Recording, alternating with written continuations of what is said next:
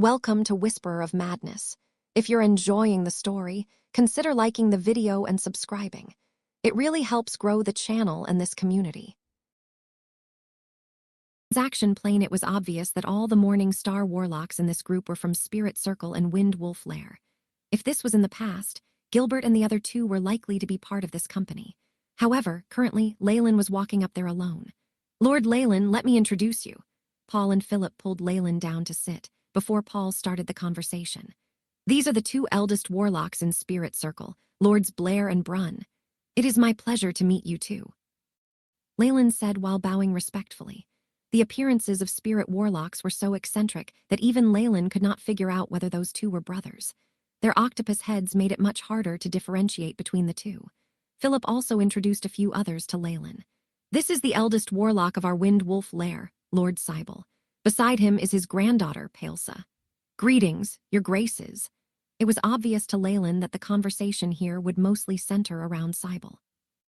After all, even his granddaughter was of Morning Star status, showing that he was not a simple fellow. The aura of his bloodline was so concentrated that it caused even Leyland to feel fear. Only such a bloodline could produce offspring who were also Morning Stars. You're Leyland, Gilbert's student. Cybele slowly opened his eyes, seemingly from a long period of rest. This contrasted with Palesa, who was looking at him from the side, her gaze full of curiosity.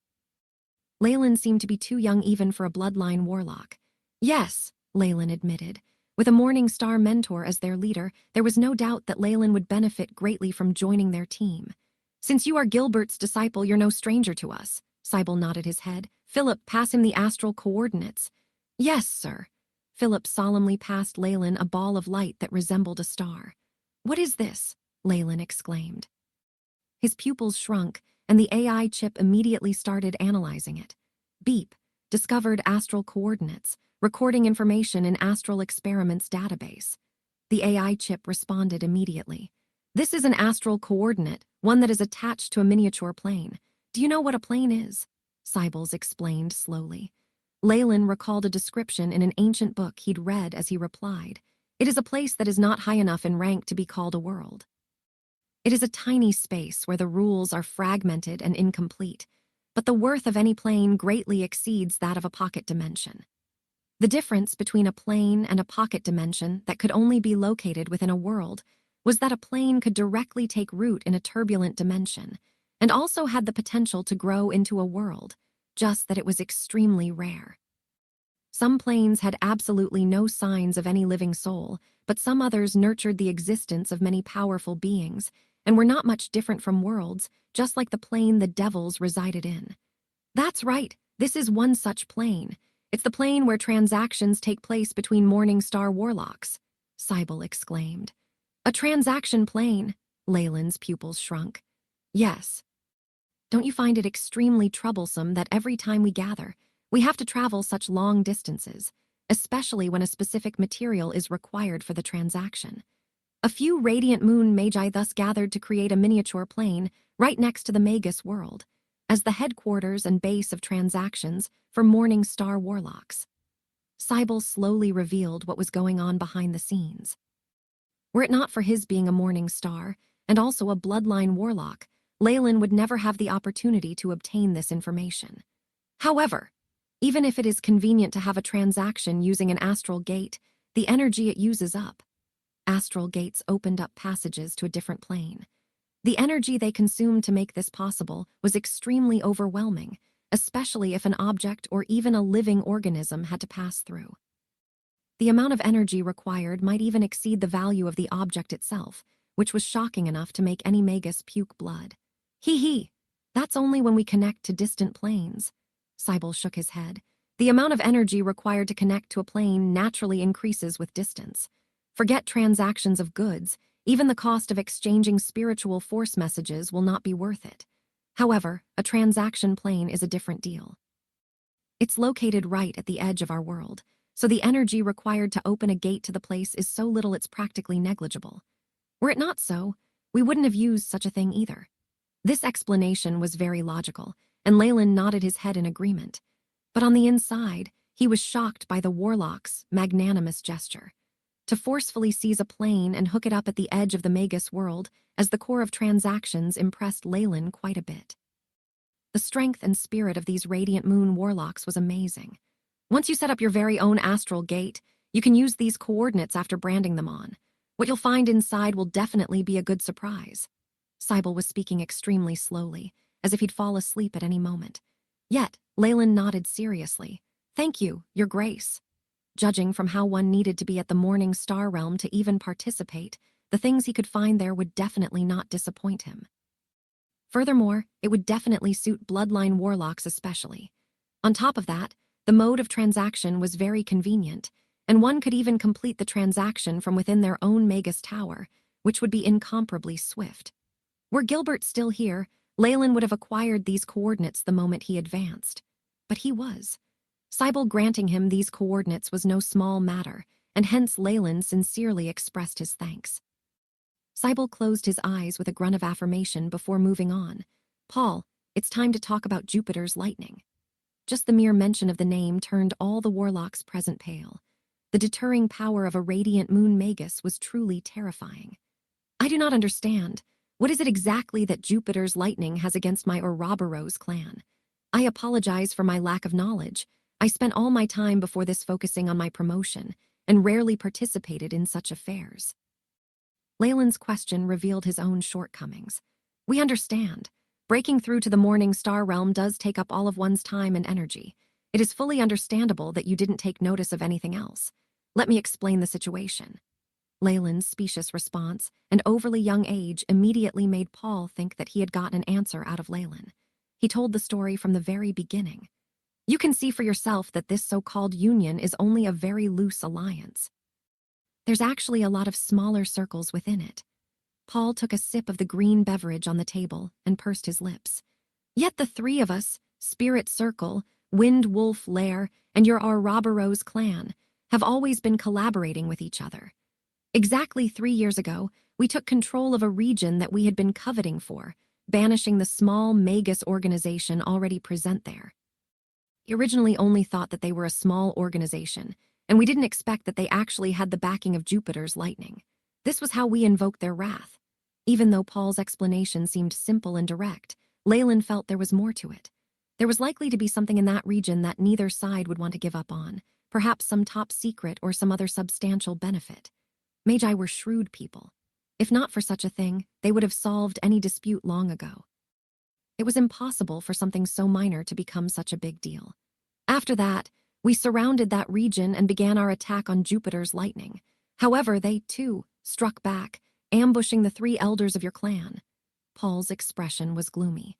One could easily tell that their clan hadn't had an easy time either during the series of attacks. "Jupiter's lightning has a radiant moon Magus. How exactly did we manage to endure their attacks?" Leyland finally asked the question that had been stewing in his mind for ages. "We managed it due to the alliance between the 3 Chem-In Dukes and Lord Cybele. The 3 Chem-In Dukes were already accomplished enough to match up to a radiant moon Magus. With the addition of Lord Cybele, we even held the advantage." Paul sighed before he continued. "However, now," Leyland's expression sank. He realized that with the loss of 3 Morning Star Warlocks, they were currently in a precarious situation. "What would you want me to do about the impending war then, my lords?" Leyland was cautious, already prepared to immediately reject them if they asked him to do anything dangerous. The moment Cybele, who was sitting in the center, opened his eyes, it was as though a ray of lightning had streaked through the place.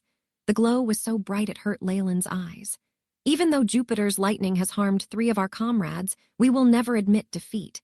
We won't let them off.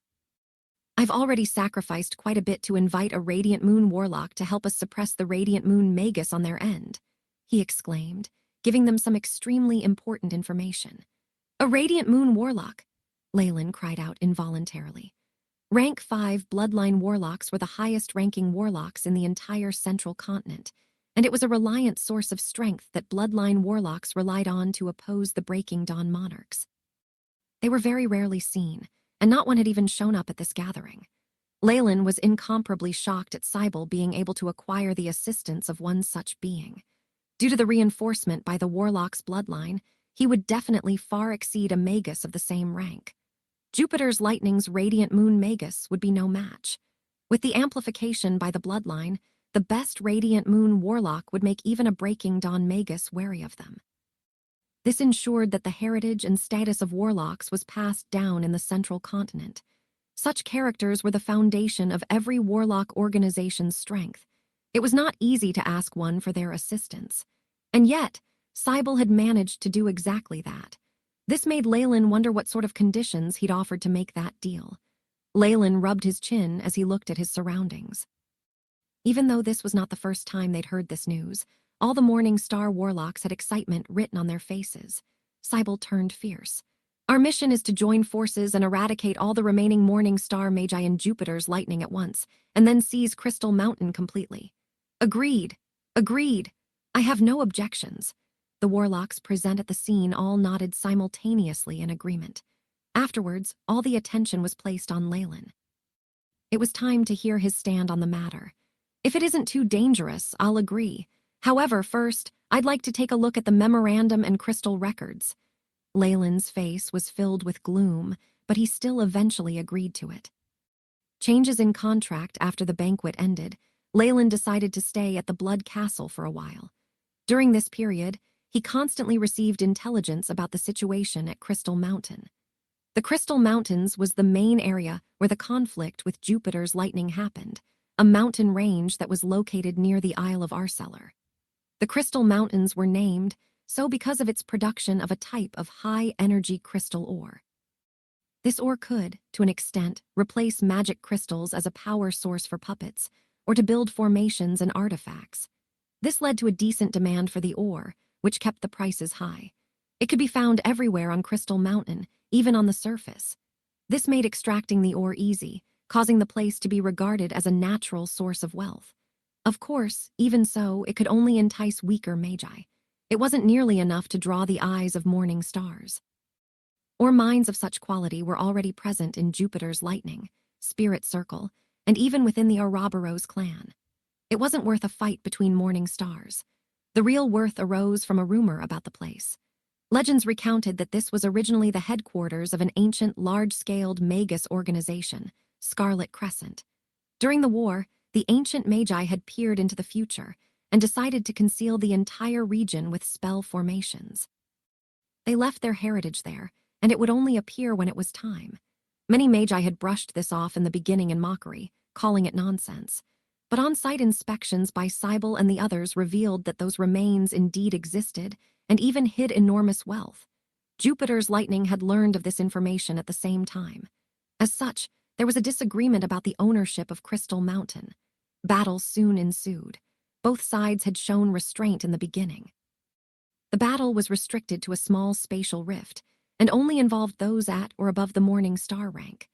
But when the Radiant Moon Magus found himself at a disadvantage against the combined forces of the three giant Chemian serpent warlocks in Cybele, he felt extremely embarrassed.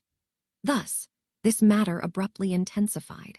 What followed was the three dukes being lost in the astral plane, and the allied armies besieging the Ouroboros clan in the midst of trickery. Were it not for the unexpected factor called Leyland, the Ouroboros clan could possibly have been annihilated in this tempest, ending the legacy of the giant Chemian serpent warlocks in the continent. You merely had a small disadvantage, and your revenge was already so vicious. Leyland had already formed an image of the Radiant Moon Magus of Jupiter's lightning. He was a cruel, petty man.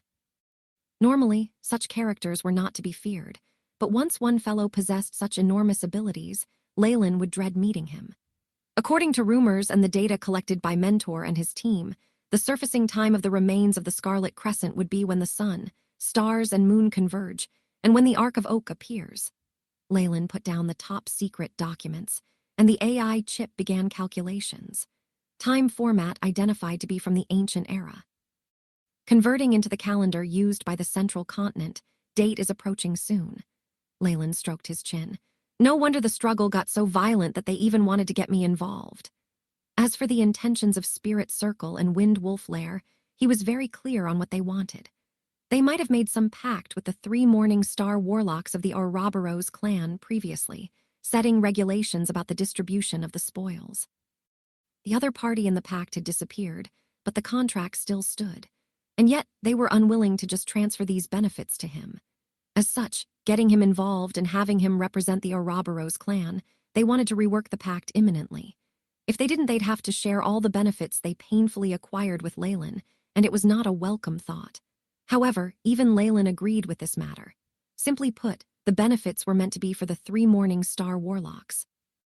And now, although the benefits had been reduced by a little, they were meant solely for him. He was, after all, the sole representative of the Ouroboros clan, possessing the right to negotiate on their behalf. Thus, it was understandable that they'd give up a few things to garner his support. In this scenario, the gains of the Ouroboros clan on the whole would reduce, but he would have good profits himself. With that being the case, why wouldn't he agree? "Lord Leyland, are you there?" Paul's voice suddenly sounded from outside. "I'm here," Leyland replied as he opened the door.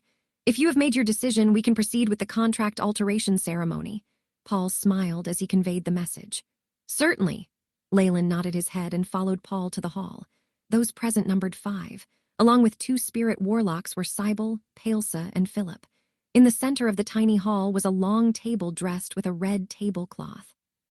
On it was the contract, along with a goose feather pen and ink. Leyland trembled the moment he stepped foot into the hall. He felt as if he'd entered a boundless domain, one filled with an air of righteousness. "This is the domain of righteousness. This place was the witness when we signed the contract with the 3 Duke the last time too," Cybele explained. Contracts made among Morning Star Magi could not be broken. With the included effectiveness of this binding, the pact was absolute. No wonder Cybele, that old monster, still had no choice but to follow the rules and make allowances for Leyland, getting him to alter the contract. Leyland walked towards the table, scrutinizing the slight differences between the old contract and the new. The new one halved the Ouroboros clan's benefits, causing Leyland to knit his brow. But under the column that noted the beneficiary, the name had been changed. The names of the 3 dukes had been replaced with Leyland Farlier. The 3 dukes had placed the condition upon Cybele that, were they to die, the benefits would be transferred to the Ouroboros clan. Now, it was all being handed over to Leyland. "How is it? If there is any problem, feel free to tell us. We will address it and make the changes right away." The urgency in Cybele's tone was evident. The time for the revelation of the remains was drawing near, after all. If they hadn't even solved internal issues, how were they to vie over other things? Leyland closed his eyes for a second as he pondered before asking. "The contract states that additional spoils will be distributed on the basis of military strength and contribution. Exactly what are the criteria?" "Of course, it will be based on the achievements of the Morning Stars," Cybele answered without hesitation. In his opinion, the troops below the Morning Star realm weren't even worth consideration. "Very well. I wish to add another clause regarding emergency evacuations. In the event that one encounters an irresistible strength, namely an opponent at the Radiant Moon realm, we are permitted to use any methods we wish to exit the battlefield. This will not change the distribution of the spoils. Any objections?" Leyland presented himself like one who specialized in law and litigation. Cybele and the others were stunned, and they exchanged glances with one another. "If that is what you wish, sure." Cybele nodded his head, and Philip immediately stepped forward, making the alterations with the goose feather pen. "I have no other issues." After ironing out some disputes, Leyland finally nodded his head in agreement. He took out a seal from his chest and stamped on the contract. Wang. After the seal was stamped, an image appeared on the light yellow paper. It was that of a black snake biting its own tail, swiveling around unceasingly. This was the official seal of the Ouroboros clan. It was originally held and controlled by the previous 3 giant Chem-In serpent warlocks, and now it was in Leyland's hand. Fortunately, due to some unknown reasons, the 3 dukes had signed the contract under the Ouroboros clan's name. Otherwise, Leyland would not have been able to make the amendments. After the last seal had been stamped solemnly by the last Morning Star Warlock on the contract, the power of righteousness in the hall rose to the limit. The new contract gradually floated into the air, glowing a beautiful golden yellow as the old contract silently turned into a pile of ash. "All right, let us discuss the next arrangements." With the contract successfully altered, Cybele and the other Morning Star Warlocks seemed to have been refreshed with confidence and started to develop positive feelings for Leyland. Cybele impatiently urged everyone to begin planning battle strategy. He clearly couldn't wait. Leyland plastered a smile on his face, but deep inside he rolled his eyes. How could I not alter it? I'm alone, unlike the three mentors. If I'd persisted, I would end up with nothing in the end, even attracting the malice of your two organizations. Weighing his options, Leyland had ultimately chosen to alter the contract. It was the best option under his current circumstances. He believed that even if the three dukes were to return from purgatory, they would not be displeased by his decision. Within Jupiter's lightning, other than the radiant moon Magus, there are over 10 morning stars. In the middle of a room that resembled a command center, Cybele slowly explained the details of Jupiter's lightning, and Leyland was finally exposed to their strength. The other party's leader will be pinned down by the radiant moon Warlock on our side. Don't worry. We just need to take care of the remaining 10+ morning star magi. Many of Jupiter's lightning's important territories and missions required morning star magi to oversee them. As such, I suppose not more than 9 morning star magi will be at Crystal Mountain. Cybele seemed to be very familiar with information about Jupiter's lightning. He either had a specialized channel of information or managed to ambush a spy. Spirit Circle can take care of 3, Paul remarked with surety. Very well, Palesa and Philip will hold up 2 of them. That means we are down to 4 morning stars. Plan and operations, Cybele glanced at Leyland. I can take on 3. It won't be a problem to take care of the remaining one, right? After all, you managed to kill Demon Hunter Cyril. I look forward to witnessing you opening the battle with your great skills, hopefully ending quickly and assisting others. No problem. Leyland stroked his nose. Cybele seemed to be at the peak of the morning star realm and could even take on 3 morning star magi at the same time. No wonder the other warlocks respected him so. After the deployment had been settled, Cybele heaved a heavy sigh, his tone tinged with regret. Actually, Leyland, if your mentors were present, we would be at a great advantage. Pity. But it's all too late now. Besides, you and you alone can take care of this matter. We can only furnish you with logistical assistance. It would be good enough to have all of this, Leyland quickly declared. It was fundamentally impossible for one organization to interfere and provide military support to another. It was an extremely easy way to seize power. In the event that Cybele had deliberately tricked Gilbert and the rest, causing them to perish in their search for purgatory, it would be too late for the Ouroboros clan to even shed tears. Although the possibility of this happening was slim, prevention was better than a cure. As such, Cybele and the rest had to remain low-key to avoid attracting suspicion. All right, we'll set off immediately and head towards the Crystal Mountains. This time, we need to get our hands on the historical remains of Scarlet Crescent. Cybele waved his hand in the air, emanating a heroic spirit. The other morning stars' eyes gleamed with a thirst for success. At a Magus military base.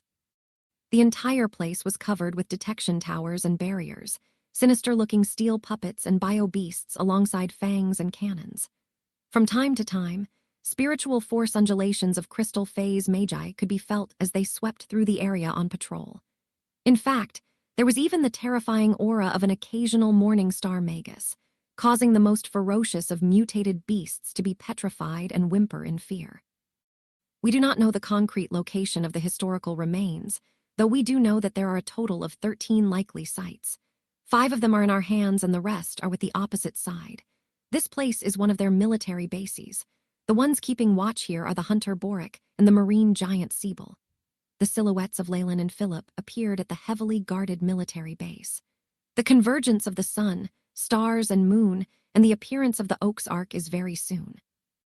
Leyland's eyes sparkled.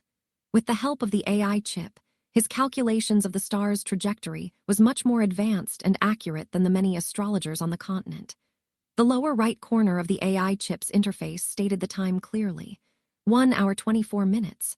Ridiculously, Cybele and the others believed that the historical remains would appear in these 2 days, and they were seizing the military bases everywhere. It requires a huge amount of calculating and researching to determine where the remains would appear. Even Jupiter's lightning along with Cybele and his men could only conclude that these 13 locations were likely. As for Leyland, he was certain that this base was more than 80% likely to be the location. This was due to the amazing processing power of the AI chip. With him joining the Union, Cybele had revealed all information associated with the place. Thus, unknown to him, Leyland was able to determine both a time and a place for the reappearance. Leyland guarded the secret of the AI chip fiercely and would obviously not reveal anything. He only fought for the opportunity to be bestowed this mission and then watched Cybele assign the subsequent missions. It's almost time to start. Philip looked at the pocket watch in his hand. Leyland turned to look at the Wind Wolf Warlock. According to his calculations, this location looked to be the entrance to the historical remains, and Philip along with himself would, unfortunately, be the first Magi to enter and explore. With him here, Cybele and the others will be attracted to come over. I will have no need to worry about being a lone soldier. Leyland was very generous.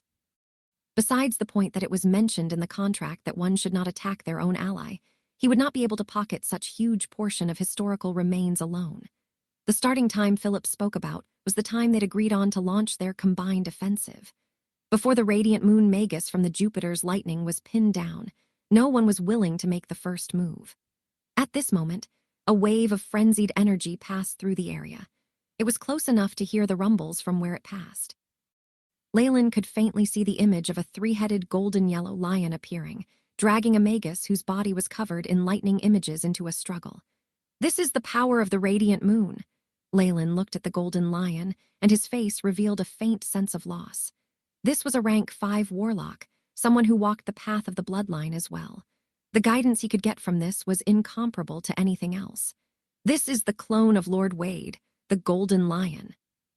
Philip's tone was filled with respect, and Leyland's eyes opened wide in amazement. What? He pointed at the lion's golden heads in disbelief. They were spouting fire, ice, and lightning at the same time. This is just a clone. How formidable is his true form? We warlocks are rightfully much stronger than the Magi, Philip proudly declared. Lord Wade is one of the main pillars of support of the Warlock Union. His true form is feared even by Breaking Dawn Magi. One clone is enough to deal with a mere radiant moon Magus. During their conversation, Leyland saw that the aura that emitted from the phantom of the three-headed lion formed a lightning cage that dragged the radiant moon Magus into a spatial rift. Damn! Be careful! I'm sure they have more cards up their sleeves. The moment the rift began to close, an unwilling, violent yell was transmitted that echoed throughout Crystal Mountain. The men at the base Leyland was at had been initially woken by the strong energy undulations. Now the uproar was even more direct, and 2 streaks of strong morning star undulations appeared. To draw away the enemy, we will have to expose ourselves. This is an inevitable price to pay. Philip heaved a deep sigh. It's our move now. Indeed. Leyland nodded his head in agreement. Soon after, he saw the image of an ancient wind wolf the size of a mountain manifesting behind the other warlock. This enormous green wolf's body was covered with a layer of spike-like fur, all standing on end with a steely luster. Its eyes were glowing with a bloodthirsty aura, and a huge storm covered it, forming a bizarre form of armor. Rank 4 spell, Storm Annihilation. Philip's voice was deep and gloomy. He did not have the courage to use the Morning Star arcane art in the Central Continent. However, regular rank 4 spells were not off the table. The phantom wolf howled in sync with Philip. Distant and gloomy howl was extremely piercing and traveled far. Huge wind elemental particles violently came together, forming a strong convection current and finally creating a strong, violent storm. Storm Annihilation. This was exactly what Leyland had employed at the West Seas Canyon to destroy the Azure Mountain King's clone. It had appeared here once more, this time at a much larger scale. Stop it! A flustered and exasperated voice emerged, and 2 streaks of light shot over. Ha ha! It's too late. Philip laughed heartily, hastening the effect of the storm annihilation to mercilessly crush the military base. The violent winds whistled.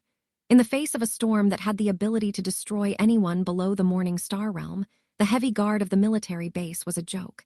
Countless puppets and the mutated beasts turned to dust, followed by a huge number of magi and buildings runes etched into them. Stop them! Don't let them rescue the others. Philip and Leyland firmly obstructed the way of the 2 Morning Star magi, stopping them from helping the others. Soon after, the black storm was over, the original military base razed to the ground. The ground itself had sunk down a few layers. In front of a Morning Star, everyone else and any spells cast were as good as nothing. You! 2 silhouettes emerged, glaring at Leyland and Philip. One of them was a dwarf with a huge wooden bow on his back, the other a blue-skinned brute who was over 3 meters tall. An enormous amount of pressure was released from both their bodies. Hunter Bollocks and marine giant Siebel. Philip gave a wide smile, revealing the sharp teeth in his mouth. I want the hunter. You can have the marine giant. The dwarf with the wooden bow smiled sarcastically as dark green whirlwind sprang forth from his body. He was a wind element morning star Magus and had been dissatisfied with Philip for a long time. No problem. Leyland moved a few steps to the side and obstructed the way of the blue giant. Let's change the battlefield, shall we? Philip eyed the opposing dwarf with provocation in his eyes. The huge phantom wolf exposed its sharp teeth. Humph!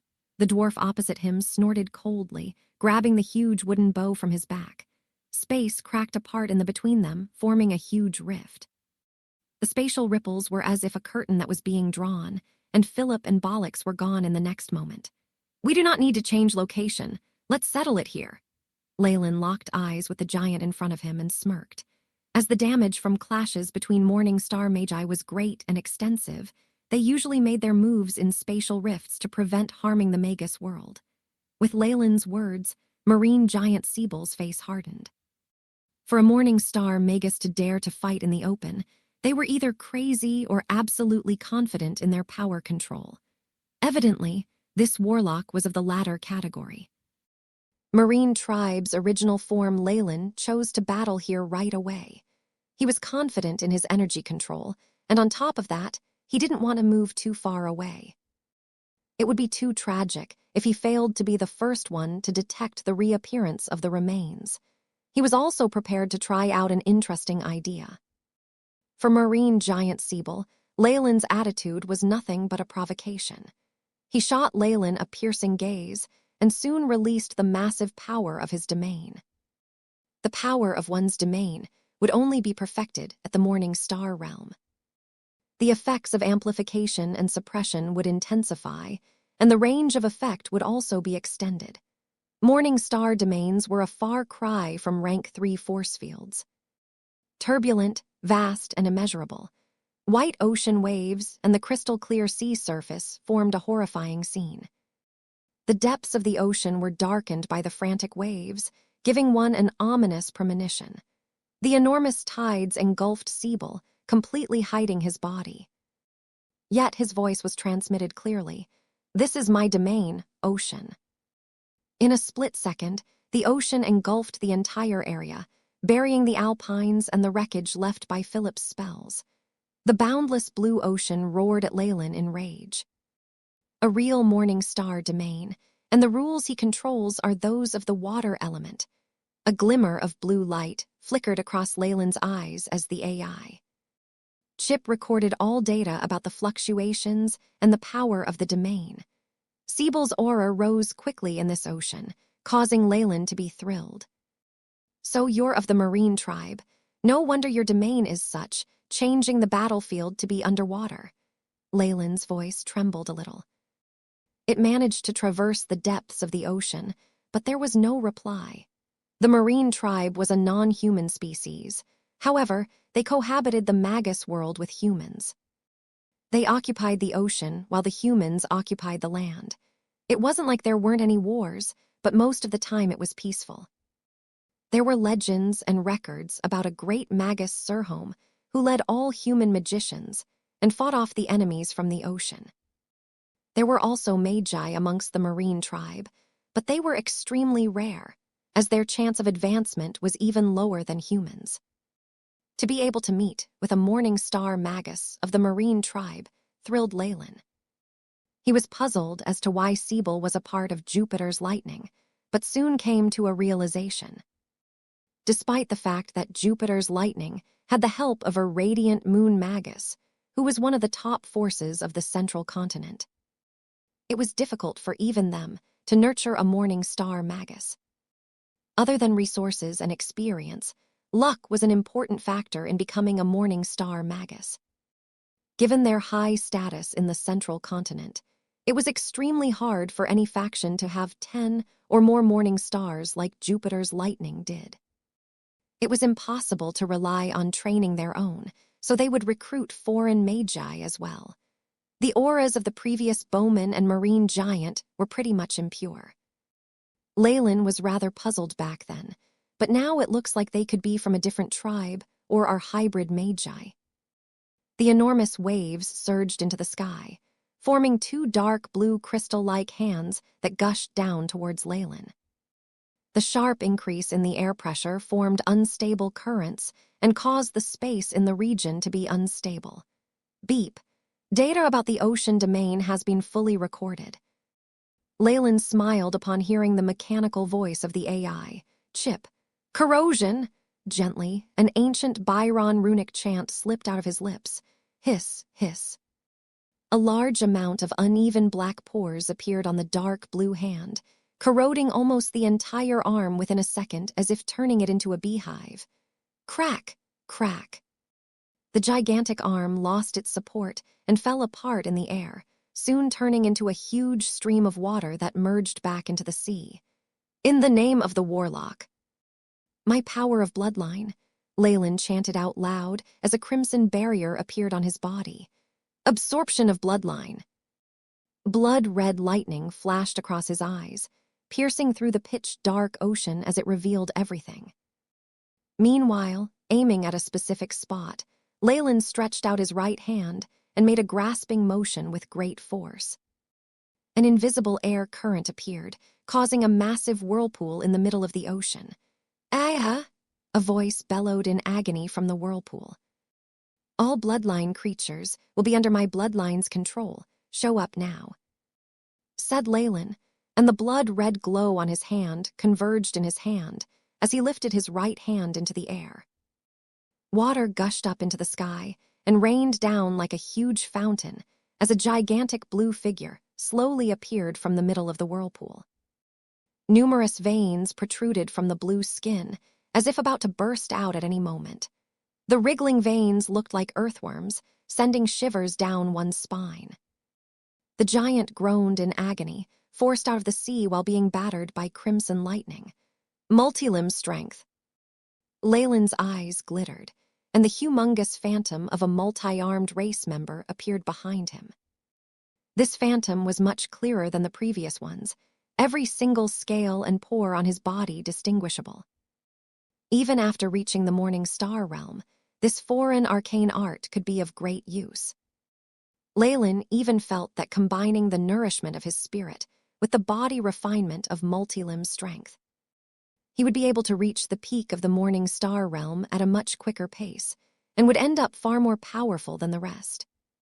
The phantom punched out in tandem with Leyland. Even a single arm of the humongous phantom was as large as Siebel. It felt like 7 huge mountains appeared out of thin air and came crashing down at the same time when all 7 arms smashed towards him. Siebel placed both arms in front of his chest, forming a dense shield of water that was to reduce the shockwaves from the attack. However, it was all in vain. The water shield was destroyed under the force of the phantom's arms. Bang! Siebel was shot backwards by the explosive force of the collision. At the same time, threads of luminous blue liquid shot out from his pores and gathered to form a thumb-sized ball that landed on Leyland's palm. The bloodline of a marine giant at the Morning Star realm. Leyland nodded with satisfaction and kept the bloodline in a test tube. This was a rare material for bloodline experiments and could earn him a good sum even for his current realm. "You are not an ordinary Morning Star Warlock. Who are you?" As Siebel regained consciousness, he stared at Leyland cautiously. With the amazing defensive and recuperative abilities of a Morning Star Magus, this sort of injury was nothing to him. Yet Leyland was completely relaxed as before, clearly indicating that this wasn't his full strength.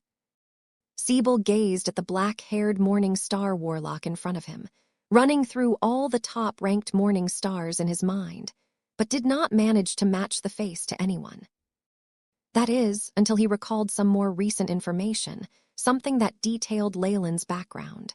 "You are Leyland Farlier, the Morning Star Chemoyan warlock of the Ouroboros clan, the one who killed Demon Hunter Cyril." Siebel was in shock. Demon Hunter Cyril was considered a powerhouse among Morning Star Magi, but he'd been easily slain by Leyland. This accomplishment was much more challenging than a win-lose in an ordinary face-off, and Siebel was well aware of that.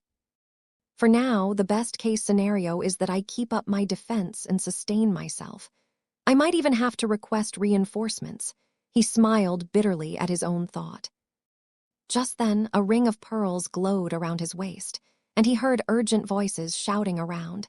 "It's the Third East region. We need immediate reinforcements. We're under attack by Spirit Circle. West region calling for reinforcements. 3 layers of defense have been destroyed." Damn it, the Warlocks seem to be fully concentrated in this region. "No, you bloody liars. Cybele is in our north region. We should be the ones getting reinforcements." Ah. The transmitted voices had a lot of interference, and there were also loud sounds of explosions in the background that added a violent shudder-G. Siebel's heart hit rock bottom. Knowing that Cybele was here as well, he felt hopeless. "So this is your plan?" Siebel looked fixedly at Leyland, but could not get any details off that expressionless face. "Even if it is so, I signed an agreement with Jupiter's lightning." "Don't think you can get rid of me so easily," Siebel thought in his heart, and roared out a jumbled chant of sacrificial phrases. The serenity of the ocean was broken again by the violent movement of water, as large amounts of it gathered around Siebel. When the rumbling ended, a monstrous creature that was 1,000 meters tall appeared in front of Leyland. The monster had the head of a cow, the body of a human, and tentacles for feet. It growled like a raging bull. "This is your original form." Leyland fended off the water bullets, looking at the humongous form of the magician, and chuckled. Scarlet Ruins, the marine tribe, were not humans. Born of the ocean as they were, their bodies were like a manifestation of the laws of nature. Those of the marine tribe seen on the continent were similar to humans, and had at most a few scales on their bodies. However, that was only the form they used specifically to communicate with humans. This monster that had appeared in front of Leyland was over 1,000 meters tall, and it was the true form of the marine tribe. After he revealed his true form, the undulations from Siebel's body surged wildly, inspiring much greater terror than before. Leyland, however, revealed a grin of excitement. I, Chip, begin calculating the trajectory of the homing light rays. Endless blue light glowed in Leyland's eyes, and most of the AI. Chip's power was allocated to this task. Setting up model of opponent, calculating trajectory. Siebel in his true form growled wildly, and soul force at the morning star realm mixed with enormous amounts of seawater, compressing it into just a centimeter-wide ball. Flickering with a blue light that transcended any normal brightness, it reached Leyland in the blink of an eye. "Good timing," Leyland burst out in laughter. Bloodline power and soul force converged in his palm, the formidable energy undulations finally colliding with the blue ball with a rumble.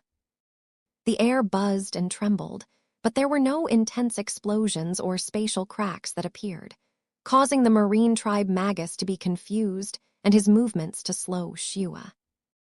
At this moment, the blue ball of energy was enshrouded by crimson light as it streaked through the horizon like a meteor. The light arched in the direction it headed, similar to a rainbow that suddenly filled the heavens. Oaoker arc. A shout of disbelief was let loose from the marine tribe Magus' lips. He raised his head and saw a bizarre scene. A giant sun suddenly emerged, despite the fact that it was night, fusing with the moon and the brightest star, Venus. The dazzling yet harmless light formed a thin line that descended to the earth. Rumble. The air was unstable, and it seemed as if another large space was squeezed into the place, causing the two spatial force fields to overlap. "It's a success." Leyland rejoiced covertly, using the AI. Chip's terrifying calculation abilities, he had mixed the opponent's strength with his own, causing the time of opening of Scarlet Crescent to be brought forward. This had not been his original intention, but he had suddenly been inspired after seeing the other party's morning star Magus. It ended up being an advantage for him. The early arrival of the ruins would likely cause the specific plans of the person behind all this to be affected. The more chaotic the situation, the more advantageous it was to Leyland. This is the ruins of Scarlet Crescent. The marine giant's eyes grew wide as he mumbled in disbelief.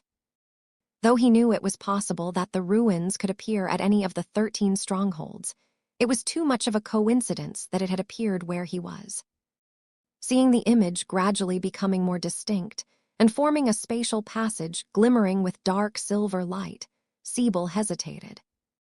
However, he still chose to contact the other Magi and even their leader, the radiant moon Magus. However, when his soul force touched the communicative device, Siebel was suddenly startled. Their leader, the radiant moon Magus, was still in a spatial rift. Messages would definitely not be able to pass into the place. Even his other comrades were busy with the Morning Star Warlocks from the other side.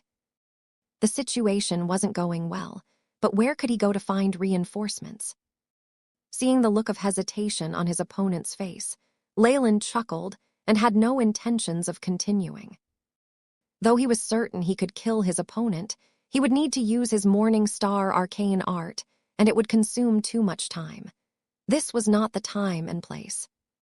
Thus, like pulling open a curtain, Leyland's hands pushed at the spatial crack, and he walked in without the slightest hesitation.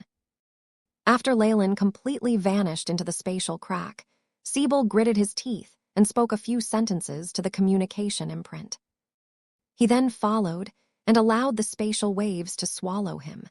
The bodies of Morning Star Magi were able to go through even spatial turbulence. Spatial passageways like these that were similar to teleporting to pocket dimensions generally had no specific teleportation spell formation and could only be entered through force.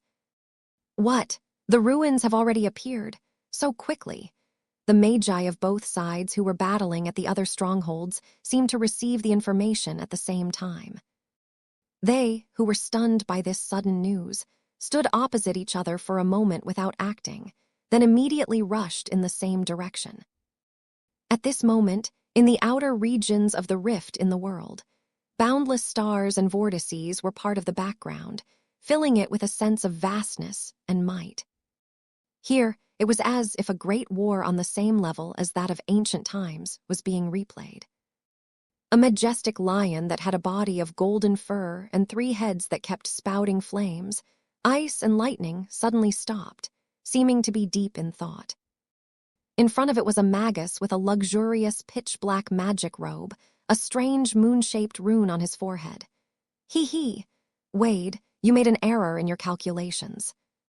Though you might be able to stall me, someone else is benefiting. This Magus was obviously the great rank 5 Magus of Jupiter's lightning. Now, however, his expression held a rare expression of exasperation. This strange creature was not Wade's main body, but one of his most powerful clones. It had inherited the innate skills of the ancient clans, and its strength almost reached rank 5. Even he would find it difficult to take this being down, and might even be suppressed here. It's a mistake on the astrologer's part. It has nothing to do with the original plan. A middle-aged man's icy words sounded from the middle head of the 3. Furthermore, I'm different from you. I'm just a clone. The 3-headed lion raised its claws, looking pleased. Could it be that you? The radiant moon Magus expression suddenly changed as he tried to break through the seal and return. Trying to leave. How could it be that easy? Stay. The 3-headed golden lion roared, its 3 gigantic mouths opening. A terrifying suction force similar to that of a black hole shot towards the radiant moon Magus.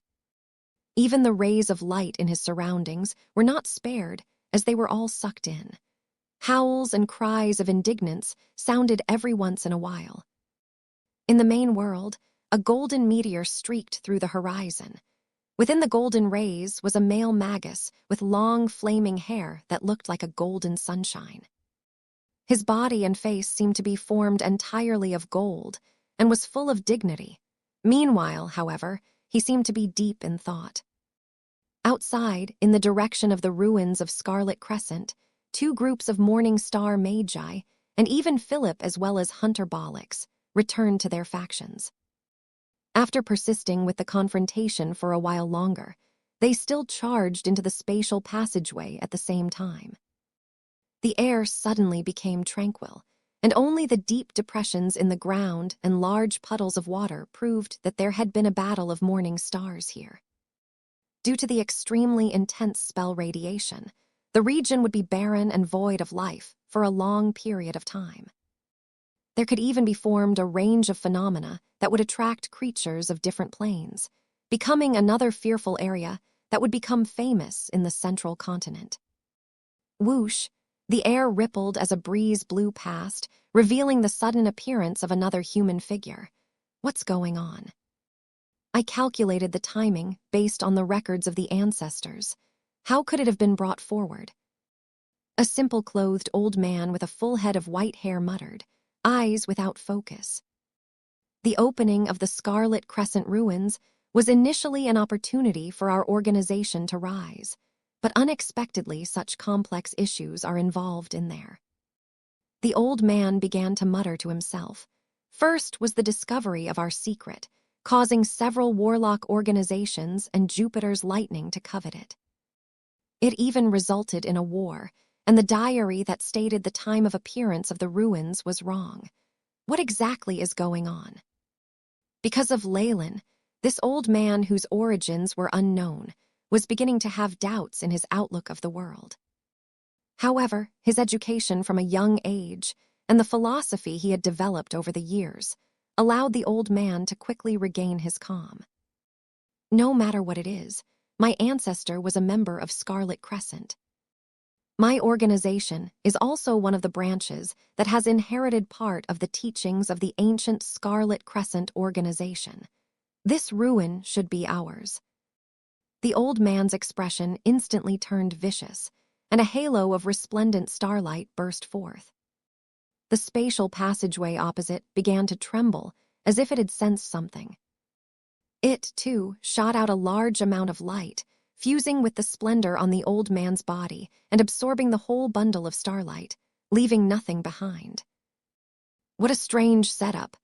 Leyland currently had his hands behind his back as he strolled along a spatial corridor filled with starlight, his own body shrouded in crimson. There were multiple spatial rifts that caused turbulence within, but they could not cause even a ripple on his body. To completely isolate this region, I can only wait until a specific time. Only then can I enter the passageway through the spatial flow. Leyland's eyes were full of praise. Such an intricate setup, as well as space division spells. This is truly frightening. The Morning Star realm that he had reached was only the bare minimum of ancient times. There was still a long way ahead, and he would naturally not feel conceited or complacent. On the contrary, the more he knew, the more Leyland felt that the information he had acquired was much too little. He became increasingly humble. The power who had set up such a spatial spell formation was an existence he needed to look up to and learn from. Radiation now, the ruins seemed to be nearby, but in fact, seeing the indistinct space in front of him, Leyland shook his head. He just found the entrance. It wouldn't be easy for him to achieve his goals and enter the place without using the right way. The others that had come afterwards were in the same situation. After all, it wasn't likely that they'd find the successors of Scarlet Crescent, so Leyland and the other Magi didn't bother to deduce the proper way to go in. With them being morning stars, as long as they found the entrance, it would only be a matter of time before they broke in. However, the rules of space were powerful and mysterious. Leyland could only manage to survive in here for now, and he needed to deduce a plan to break through this spatial defense. The other morning stars who came after him were also stuck in the same dilemma. Thus, time was one of Leyland's advantages against the rest of the Magi. This was why he'd used Sibyl and made the ruins appear in advance. Although they had an agreement about the distribution of the spoils, that was only on the whole. As for who got what, it was largely dependent on who found it first. Wandering in the spatial passage was like taking a walk in outer space, nebulae of different shapes everywhere. There was even a silver spatial storm every now and then, and spatial turbulence whizzed by on occasion. Threads of a dubious black material were even coagulating around the passage, forming mysterious black buds, and gave off a dangerous vibe. After walking for who knows how long, Leyland suddenly missed his footing and felt like he was falling down from up high. Even more strangely, he felt like he was rising up afterwards. After the strong sense of weightlessness passed, Leyland found himself standing in a little garden. The black buds he saw before covered the flower bed, some even making it onto the hedges. A wooden board covered in tentacles was posted in a corner, the words on it faded. "Flowers full of malice and danger," Leyland muttered to himself. The AI chip searched the database but found no such ancient plant. Suddenly, the black flower buds trembled and bloomed, showing a crimson pistil. Thump, thump, thump. Like a chain reaction, masses of black buds bloomed, and the garden was instantly full of black petals flying in the air, red pistils emanating a threat like the tongues of snakes. The faint sense of an ancient curse made Leyland frown. Is it a final defense against intruders, or is it a warning? Leyland smiled, and his pupils turned into vertical slits that glowed red. The next moment, a strong and violent radiation was emitted from his body. This was the radiation of a morning star warlock's body, containing the power of the bloodline of the ancient giant Chemoian serpent. Leyland kept it repressed in his everyday life, but now he let it all out, and it caused a horrible change. A layer of rainbow-like five-colored light shone with green and orange fluorescence, filling the whole garden. The air turned hazy, and the scene distorted. After the radiation passed through, the entire space seemed to become still, and the faint smell of rust permeated the air. The original colors of the garden were also diminished with the radiation, leaving only black and white. It started to look like an old photograph. A cracking sound rang out as a slight fracture appeared in a corner. It spread across the whole grayscale garden, leaving spatial cracks everywhere. And then, like the falling of a glass bottle, a low and jarring sound rang out as the whole garden was shattered apart, exposing the dark void filled with spatial storms. The storms roared, devouring all those fractures. The silver storms continued to mince the garden for a few minutes before the ruins were visible once again.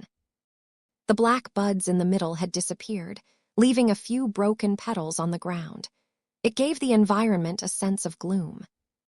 Leyland's pupils returned to their original color, with a flash of strange light. This burst of strength had taken a toll on him, but he had no choice but to employ it to maintain his time advantage. The full strength of a morning star Magus was enough to affect the normal functioning of many formations. On top of that, Leyland was not any Magus, but a warlock with the bloodline of an ancient organism. Combining his own power with that of his Chemoian bloodline, the power of his radiation was much greater, to the extent of even attracting extra-dimensional creatures. Leyland stared at a point in the void, silent. Over there, a conscient, or rather a group of conscients, was coming through slowly. Although it was invisible, Leyland could sense the being through his soul force. Creatures from a higher dimension, or a plot of scarlet crescent. Leyland's eyes showed surprise. "Outsider, what have you come here for?" A conscient entered Leyland's mind through the connection of soul force. The voice was that of an old woman, but it was interspersed with much more, the roars of multiple other creatures. "To find the truth," Leyland said with a low voice, providing an ambiguous answer. "The truth? Even those of Scarlet Crescent were still pursuing it. You've come to the wrong place." The voice sighed. "I didn't come to the wrong place. The ways of the ancient warlocks will be a valuable reference, and their experiences will save me time." Leyland's soul force countered the unknown creature sharply. He could sense that this creature did not have a normal body. It was just a ball of light emitting a strange power, perhaps a creature hiding its true body in a higher plane. Even so, after confronting Leyland's soul force for a while, the will seemed to yield. Follow the path of quandary, it will lead you to your answer. As the voice faded, the sound of movements could be heard as a brand new aisle appeared in a corner of the garden.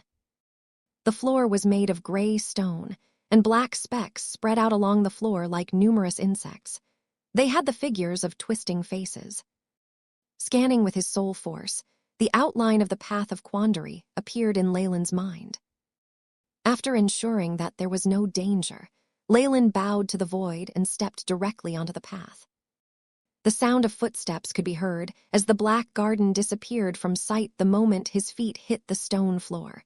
All that remained was a long sigh. Soul whip. Massive invisible waves of energy swept through the air as dozens of giant swamp monsters trembled. It was as if they were tortured by some invisible whips, and they hit the floor after a while, their unconscious eyes filled with fear. My lord.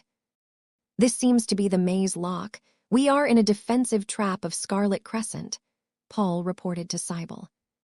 Although both of them were Morning Star Magi, their powers were far apart, and thus they had widely varying statuses. This is the Naraku Type 2 maze, a kind of maze liked by those ancient warlocks. There should be 9 levels, each level having its own keys and riddles. We must break through them one by one, or we'll never get to the end. Cybele nodded. He'd obviously studied up on these things. Beside him, other than Paul, the warlocks from Spirit Circle and Wind Wolf Lair had all disappeared. And a few unfamiliar Morning Star Magi were just watching everything detachedly. Well, it's our turn this time. According to our agreement, you are up next time. Cybele took several green gems from the swamp monster as he spoke to those morning stars. Of course, their leader replied, his eyes cold. This Magus with a golden headband had no sense of fear even when confronting Cybele. Seeing this, Paul smiled bitterly in his mind. The sudden appearance of the ruins of Scarlet Crescent rendered most of their plans useless. The entrance of the ruins contained some mysterious spells cast by ancient warlocks, and those who entered through abnormal ways would encounter barriers. The dispersion made Paul feel depressed. Were it not for Cybele, he would have been killed here. After all, they were mortal enemies before, and that was still true. Paul sighed. Even the tentacles on his head seemed dispirited. He would be safe following Cybele, but there wouldn't be any gains. Leave alone those Morning Star Magi, even Cybele would leave him with nothing. Compared to his resignation, the Magi on the other side were hysterical. Path of Quandary, how could it be? Someone has already entered the Path of Quandary. That's extremely close to the core. The old Magus wearing simple attire observed the light yellow notebook in his hands, letting out a low growl. His expression was that of anxiety. On one of the pages of the light yellow notebook, a general map had been drawn out with weak black lines. There was a little black dot moving slowly in one of the central passageways that was labeled the Path of Quandary. There were also other dots on this map, but they were all situated at the exterior regions. The old man himself was marked with a white dot. Though he was much faster than the morning stars outside, who were being hindered by the labyrinth, he was still at the middle section and a distance away from the core. In contrast, Leyland's black dot was only a few steps away from the core, which was marked in red. Damn it, damn it, damn it. Why is there a Magus that's so fast? The old man cursed, his expression full of impatience and indignance. It's a pity that I only have the correct method to enter the ruins. I can't control all the secret mechanisms, or else. Though the old Magus ancestor had been a member of Scarlet Crescent, he was merely an ordinary member. While he had participated in the construction of the ruins, he had not been able to make contact with the core areas. Hence, obtaining this map, the password to enter, as well as some information, was the limits of what could be done. Leyland had also unexpectedly brought forward the timing of the opening of the ruins, causing things to become disadvantageous for the old man. Even if he was hurrying along, careful not to fall into any traps, he was still behind Leyland. I don't care anymore. As long as I can get to the core area, I still have a chance of turning the tables. The old man angrily used his fingers and traced the map, finding another route. However, just when he was about to move, his pupils suddenly shrank. A black dot entered the edges of a map. It was several times larger than the rest and was ringed in red. The few traps and patterns at the exterior were completely destroyed in the face of the large dot, and even their names disappeared from the map. The man wailed in anguish. "A rank 5 Magus rushed here so quickly. Are you even giving me any chance at all?" While he kept lamenting, the old man's footsteps did not lose speed. Instead, he began to move more quickly. If he was slightly slow and allowed the rank 5 Magus to take over this place, this area would no longer be of any concern to him. Besides, there was a certain item at the core region that he needed to obtain, which was his main goal. Just wait till I get control of the core." The old man stared at the little black dot in the path of quandary, his expression revealing his frustration. Leyland, of course, did not know that someone had him in their thoughts. He was now walking on a little pathway of ash-gray stone.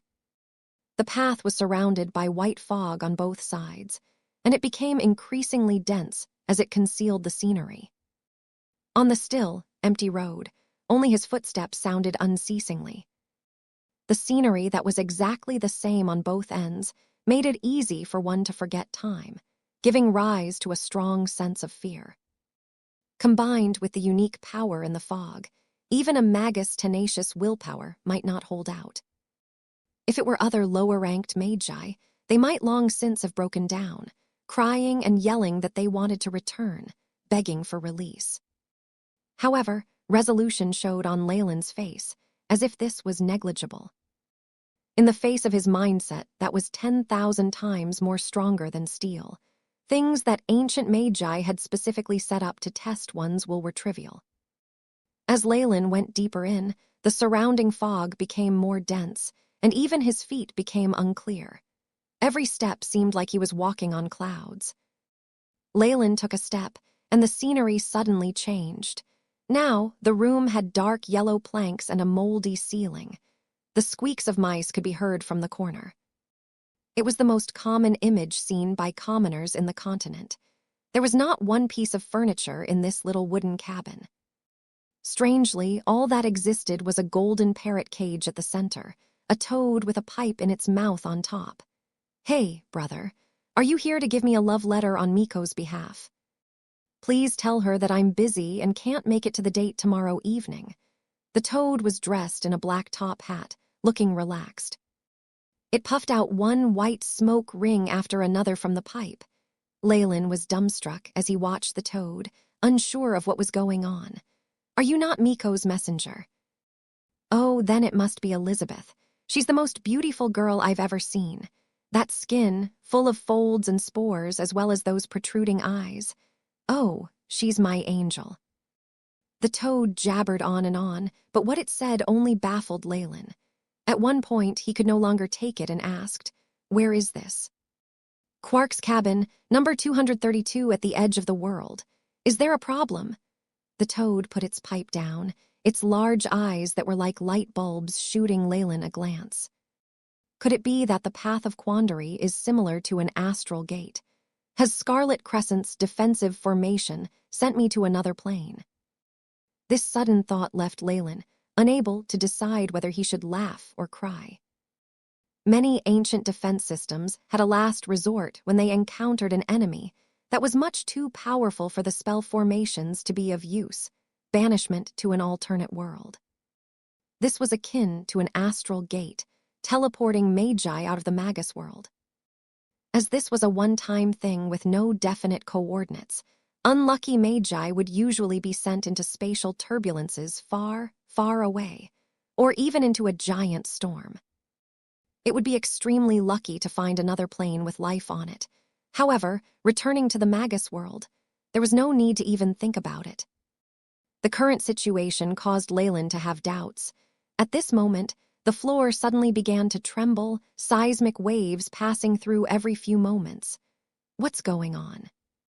Leyland tried scanning with his soul force, but found that his soul force had been repressed to the limit. It could not even see past the cabin. It's nothing. I have a new neighbor preparing to move in. The toad jumped off the parrot cage nonchalantly, bouncing as it headed out. Leyland turned his head and thought about it for a moment, eventually following behind it. After opening the door of the wooden cabin, his body suddenly went stiff, eyes flashing with disbelief. In front of him was a large sandy wasteland. There were black holes and distorted nebulae in the sky, and a large green shadow that seemed to have taken root in the cosmos was shifting its body. It was a giant ancient tree, its green leaves spilling with a jade-like luster. Leyland had seen many ancient trees before, and there were enormous trees in Creevy City, where houses could be built on their leaves. However, the entirety of Creevy City was like a tiny thing in comparison with this gigantic tree, not comparable to even a leaf. "Hello, new friend. Do you need any help?" After seeing this tree, the toad happily went forward to welcome it, jumping onto a root as thick as a mountain. Compared to the tree, the toad was like a speck of dust. No. It was 10,000 times smaller than a speck of dust. Leyland was speechless. Soon after, he realized that he had indeed walked out of a wooden cabin, but the surroundings were a depthless black starry cosmos, and the cabin had been floating in the sky. There was even a shaky scrawl on the bronze doorplate, reading number 232, Edge of the World. This house belongs to Toad Quark. On that gigantic root the toad had jumped onto was another little cabin, this one constructed askew. There was a number there as well, 233. The name had changed to Wisdom Tree. Leyland had no idea how big the other party was, or how they entered the cabin. Watching the cabin on the tree root, as well as the toad, he could not come up with anything to say. Shortly after, however, his expression changed. The ancient Wisdom Tree. The intellectual being of the Magus world that once enlightened multiple great ancient magi. The culmination of all wisdom rumble. A few large cracks opened up on the tree that extended to the cosmos, sucking in the violent spatial storms and producing soundless whimpers. Two enormous yellowish eyes opened, followed by lips full of wooden lines. "It's been a long time, my old friend." The tree's words were extremely loud. Just the sound waves were enough to blow everything over. Toad Quark had no choice but to hug the root tightly in order not to be blown away by the violent hurricane. The Wisdom Tree's speech was very slow, taking a minute between syllables. It seemed that each thought required a great amount of time. And, also, a new friend. Bang, the ground exploded, and a root that was like a mountain flew over, raising Leyland till he was before the ancient Wisdom Tree, meeting its starry gaze. "I smell myself on you." The Wisdom Tree's words were hard to decipher, but Leyland immediately understood what it meant. Is it the essence of the ancient Wisdom Tree, and this? Leyland produced a wooden cup, though it was now empty. It had once contained the essence of the Wisdom Tree, and had been vital in supporting Leyland's advancement to rank 3. This wooden cup had been said to be made out of the bark of the Wisdom Tree. Breaking through the fog, "You're a warlock." "Ah, I remember this feeling. You must be from the Magus world, right?" The ancient Wisdom Tree spoke slowly, each syllable taking a significantly long time. It was enough for any quick-tempered Magus to get annoyed. However, there were no traces of impatience on Leyland's face. On the contrary, he was full of respect towards the ancient Wisdom Tree, especially since his advancement to rank 3 was all thanks to it. Hence, he bowed deferentially. "Yes. I am Leyland Farlier, a rank 4 warlock of the Magus world. Greetings, mighty Enlightener." The Enlightener was a title given to the ancient Wisdom Tree by the combined decision of all the magi in the Magus world.